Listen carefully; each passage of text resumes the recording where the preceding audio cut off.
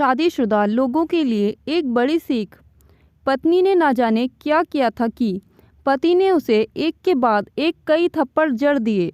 हमेशा हर सिचुएशन को शांति से हैंडल करने वाली पत्नी भी इस बार इतनी अशांत हो उठी कि उसने अपनी चप्पल ही निकालकर पति की ओर फेंक दी। चप्पल पति के बालों को छूते हुए निकल गई। ये किस्सा यहीं खत्म हो सकता था, मगर पति ने इसे अपनी मर्दानगी का विषय बना लिया और बात बद से बदतर होती चली गई।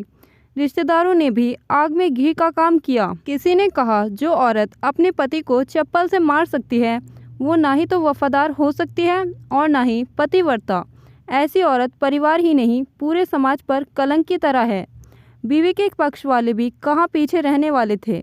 किसी ने कहा, 21वीं सदी में जो भी स्त्री के साथ मारपीट करते हैं उन्हें तो जेल भेज देना चाहिए। तो कोई कहता, ज़रूर उसको कोई और पसंद आ गई होगी, इसलिए अब पत्नी से मारपीट करने लगा है। बात कोर्ट तक पहुंच गई। दोनों पक्षों ने एक दूसरे के खिलाफ केस फाइल कर दिया। पति ने चरित्रहीन होने का तो पत्नी ने दहेज का आरोप लगाया। 2 वर्षों से अधिक समय के लिए केस चला था। इन 2 वर्षों के दौरान दोनों पति पत्नी अलग अलग रहे थे। इन 2 वर्षों के दौरान दोनों पक्षों के समर्थकों की संख्या कम हो गई थी।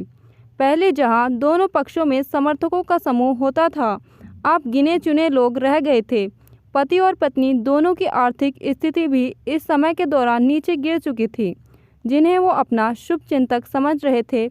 पैसों की बात आते ही उन्होंने भी अपना पल्ला झाड़ लिया था। अगर कोई देने को भी राजी हुआ तो मोटे ब्याज की शर्त पर। आखिरकार वही हुआ जो सब चाहते थे, डिवोर्स। हर कोई खुश था, दोनों पक्षों के रिश्तेदार, उनके माता पिता और दोनों के वकील। लेकिन 5 साल की सुखद शादी और एक सुंदर बेटी होने के बाद मिले इस डिवोर्स से पत्नी मूक थी और पति शांत। शायद एक इत्तेफाक था कि इस खुशी को मनाने के लिए दोनों पक्ष के लोग एक ही चाय की टेबल पर बैठे आमने सामने। इत्तेफाक इसलिए क्योंकि ज़्यादातर लोग जो एक दूसरे के विरोध पक्ष को सपोर्ट कर रहे थे वे एक दूसरे को अच्छे से जानते भी नहीं थे। पति पत्नी भी इन सभी से दूर एक दूसरे के सामने मेज़ पर बैठे। पत्नी ने पति से कहा, अब तो खुश होंगे ना, तुम्हारे मन की जो हुई है। मुबारक हो, तुम भी तो आज जीत गई हो। मुझसे तलाक तो तुम्हें भी मिल गया है। Congratulation to you to.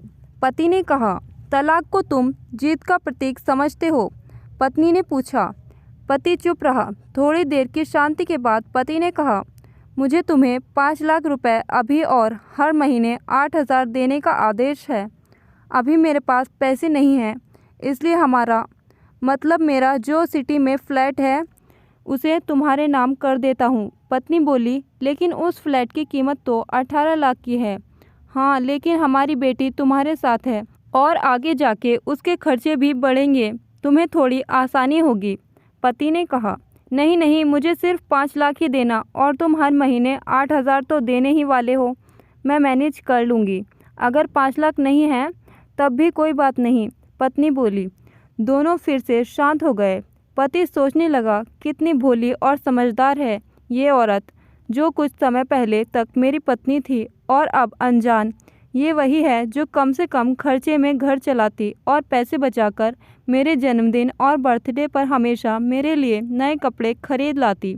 कभी बीमार भी होती तो पैसे बचाने के लिए मुझे मालूम ना होने देती और घरेलू नुस्खे से अपना इलाज कर लेती। मगर घर में कोई और बीमार होता तो तुरंत डॉक्टर के पास लेकर जाती। मेरी ही मति मारी गई थी। मैं ही अपनी झूठी मर्दानगी के चक्कर में इतनी बड़ी गलती कर बैठा। पत्नी के दिमाग में भी उथल पुथल चल रही थी। अभी भी वैसा का वैसा ही है। पहले भी खुद से ज़्यादा हमारे बारे में सोचता था और अब भी वही कर रहा है। ये वही आदमी है जो मुझे एक्सीडेंट से बचाने के लिए खुद मोटरसाइकिल के आगे कूद पड़ा था और अपनी उंगली तुड़वा बैठा था। पता नहीं कौन सी मनहूस घड़ी में मैं झगड़ा कर बैठी। पति ने मौन तोड़ते हुए पूछा, अब तुम्हारे कमर का दर्द कैसा है? ज़्यादा तकलीफ तो नहीं है? पत्नी हल्का सा मुस्कुराई और बोली, अभी भी होता है। अब तो पेट में क्रैम्प्स उठते हैं। वो तो होगा ही। तुम योगा या कसरत भी तो नहीं करती हो। अब किसी डॉक्टर को ज़रूर दिखा देना। पति ने कहा, तुम बताओ, तुम्हारा असमथा कैसा है अब? क्या आप भी दौरे पड़ते हैं? पत्नी ने पूछा। हाँ पड़ते हैं, पहले से ज़्यादा, क्योंकि अक्सर इन्हेलर भूल जाया करता हूँ। याद दिलाने के लिए तुम जो नहीं हो अब। पति बोला। पत्नी की आंखों में आंसू आ गए। वो बोली, तुम्हें मेरे चरित्र पर सवाल नहीं उठाने चाहिए थे तो ये परिस्थिति नहीं आती। हाँ मैं जानता हूँ तुम बेहद अच्छी हो। मुझसे गलती हो गई है, बहुत बड़ी गलती। मैं लोगों के बहकावे में आ गया था। पति बोला। तुमने भी तो मुझ पर दहेज का इल्ज़ाम लगाया था। वो बोली, गलत था और इस बात का मुझे भी पछतावा हुआ। पत्नी ने कहा। पति कुछ कहना चाह रहा था लेकिन हिचकिचा रहा था। पत्नी ने पूछा, कुछ कहना चाहते हो? वो बोला, क्या सब पहले जैसा नहीं हो सकता? क्या मतलब? पत्नी बोली, मतलब कि हम फिर से पहले की तरह पति पत्नी बनकर, सच्चे दोस्त बनकर नहीं रह सकते? पति बोला, पर ये डिवोर्स के पेपर दिखाते हुए पत्नी ने कहा। फाड़ देते हैं। पति ने अपने पास रखे डिवोर्स के पेपर फाड़ते हुए कहा। पत्नी ने भी अपने पास रखे पेपर फाड़ दिए। सभी हैरान थे, वकील, रिश्तेदार और माँ बाप। पति पत्नी दोनों एक दूसरे के हाथ में हाथ पकड़े अपने घर की तरफ चले गए।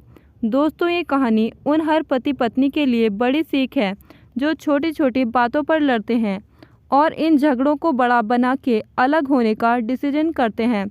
प्यार और झगड़ा तो एक सिक्के के दो पहलुओं की तरह है, दोनों को स्वीकार करना होगा, तभी ये पवित्र रिश्ता उसकी मंजिल तक पहुंच पाएगा। दोस्तों, कहानी आपको कैसी लगी कमेंट बॉक्स में ज़रूर बताएं।